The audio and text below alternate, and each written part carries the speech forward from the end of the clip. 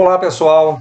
Hoje vamos falar de gente importante. Hoje o tema é sistema nervoso, aquele responsável por colher e interpretar informações externas ao nosso corpo, como também internas, e elaborar respostas das mais simples às mais complexas.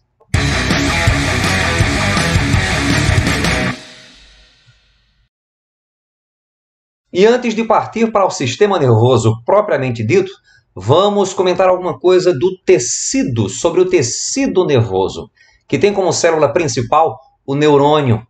O neurônio é a célula responsável pela transmissão do impulso nervoso. Ele é formado por ele em geral apresenta três partes básicas: os dendritos, o corpo celular e o axônio. O sentido do impulso nervoso é dendrito, corpo celular e axônio. Sempre a comunicação de um neurônio para outro vai se dar entre a extremidade do axônio de um neurônio e o dendrito de um outro neurônio. Os dendritos são os responsáveis por receber o impulso nervoso. No corpo celular é onde nós vamos encontrar o núcleo e todas as organelas celulares. Além do neurônio, outras células estão presentes no tecido nervoso. São elas, os oligodendrócitos e as células de Schwann, que envolvem o axônio, formando aquilo que nós chamamos de bainha de mielina, que tem como objetivo impedir a dispersão dos impulsos nervosos, a perda dos impulsos nervosos. Os astrócitos, que têm a finalidade de nutrir e sustentar o tecido nervoso. E as células de micróglia, ou células da glia, são células fagocitárias, têm a finalidade de proteger o tecido nervoso. O impulso nervoso tem origem química e elétrica ao mesmo tempo e se dá a partir da movimentação de sódio e potássio para o interior e para fora dos neurônios. Internamente, quando em estado de repouso, a célula neuronal, a célula nervosa, ela é negativa. Ela apresenta um chamado potencial de repouso em torno de menos 70 milivolts. Quando o neurônio é estimulado, ocorre uma migração em determinado ponto dos dendritos, ocorre uma migração de íons potássio, íons positivos, para o interior do neurônio, o que vai provocar uma despolarização da membrana, fazendo com que a parte interna da membrana, a parte citoplasmática da membrana celular, torne-se positiva, com o chamado potencial de ação em torno de 40 milivolts. Esse potencial de ação ele dura muito pouco tempo, em torno de 0,0015 segundos. E em pouco tempo, a célula retorna ao potencial de repouso, de menos 70 milivolts. No entanto, apesar do seu pouco tempo de duração, o potencial de ação ele vai se propagando, vai se espalhando ao longo da membrana plasmática do neurônio, sempre no sentido dendrito para axônio. Quando o potencial de ação chega à extremidade do axônio, substâncias chamadas de neurotransmissoras, dentre elas a gente pode citar a adrenalina, noradrenalina, serotonina, dopamina, acetilcolina, são secretadas via exocitose e vão passar para um outro neurônio, para os dendritos de um outro neurônio.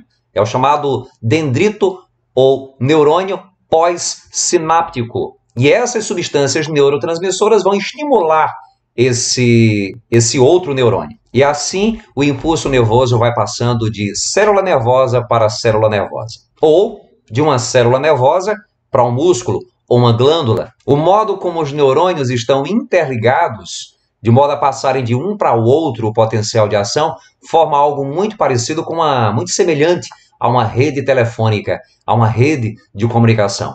O sistema nervoso se subdivide em sistema nervoso central e sistema nervoso periférico. O sistema nervoso central é formado pelo encéfalo, tudo aquilo que está protegido pela caixa craniana, e pela medula espinhal, que é protegida pela coluna vertebral. Espinhal ou espinal, tanto faz. E o sistema nervoso periférico é formado pelos gânglios nervosos e nervos. É no sistema nervoso central onde as informações do meio externo ou do meio interno são interpretadas, respostas são elaboradas e transmitidas para glândulas e para os nossos músculos. No sistema nervoso central, nós diferenciamos uma porção mais escura, chamada de substância cinzenta, e uma porção mais clara, chamada de substância branca. A substância cinzenta ela é basicamente formada por corpos celulares de neurônios. A substância branca é formada por axônios de neurônios. Nos órgãos do encéfalo, a substância cinzenta ela é externa, a substância branca é mais interna.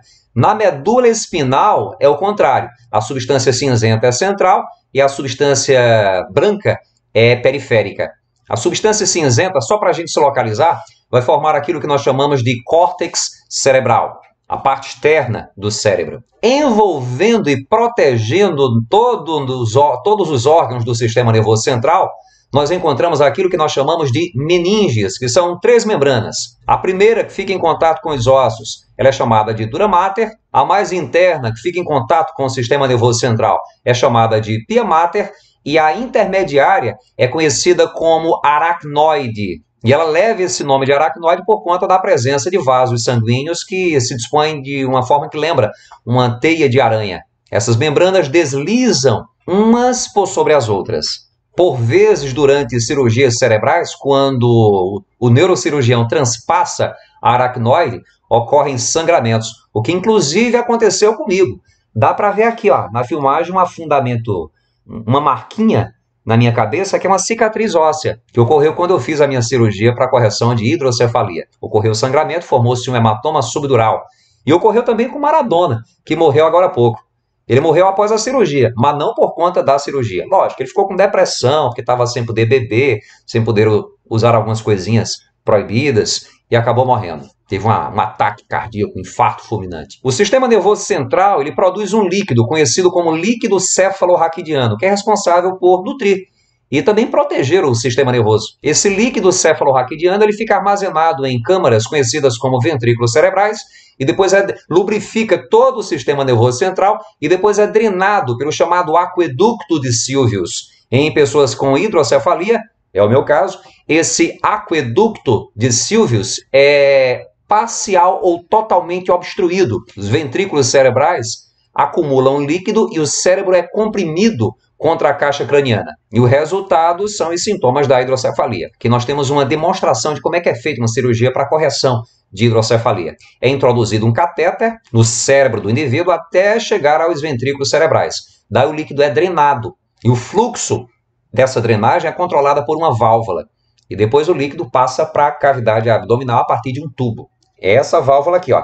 Essa é a minha primeira válvula que deu defeito. Ela fica exatamente aqui. O encéfalo, como eu já falei para vocês, é tudo aquilo que fica protegido pela caixa craniana. Ele é formado por 2 hemisférios cerebrais, o esquerdo e o direito, diencéfalo, com tálamo e hipotálamo, corpo caloso, que é a região central que une os 2 hemisférios cerebrais, a ponte ou protuberância, o cerebelo, o mesencéfalo e o bulbo raquidiano, que fica logo abaixo do cerebelo. O cérebro, também conhecido como telencéfalo, é a sede da memória, da inteligência, dos sentidos e dos movimentos mais elaborados. Ele é tão importante que ele demanda mais de 20% do oxigênio do nosso corpo, que chega ao nosso organismo, como quase que 20% também do sangue.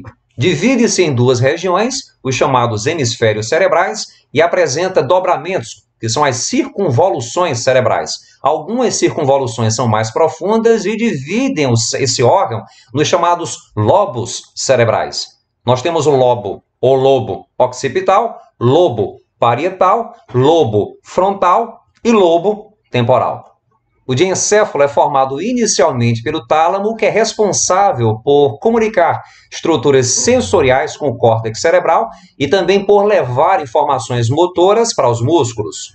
Abaixo do tálamo e ainda no diencéfalo, nós temos o hipotálamo, que é responsável pelas emoções, pela pressão cardíaca, ciclo menstrual, produção de alguns hormônios, fome, sede, sono e comportamento sexual. O mesencéfalo controla funções viscerais, motoras, sensoriais e ainda auditivas, visuais e ainda controla o tônus muscular, que é a condição de normalidade dos nossos músculos. O cerebelo está relacionado à coordenação motora, ao tônus muscular, ao equilíbrio e a funções, a movimentos mais elaborados como andar, nadar, correr e escrever. O cerebelo também é conhecido como metencéfalo. E essa palavra cerebelo significa pequeno cérebro. A ponte, ou ponte de Varolho, transmite informações para o cerebelo e também participa da respiração. O bulbo raquidiano ou mielencéfalo é o principal elemento do sistema nervoso central envolvido com a respiração, participa ainda na tosse, deglutição, salivação, batimentos cardíacos e na atenção seletiva. A medula espinhal, segundo componente do sistema nervoso central, é um tubo protegido pela coluna vertebral, pelas vértebras, que é responsável por transmitir informações nervosas, transmitir impulsos para o encéfalo e mandar do encéfalo as respostas elaboradas para os seus destinos. A medula espinhal também é responsável pelos chamados atos reflexos, que são reações rápidas a determinados estímulos, como quando nos queimamos ou pisamos em um prego e retiramos imediatamente a mão, o pé ou o nosso corpo do local incomodado. Isso explica também o chamado reflexo patelar.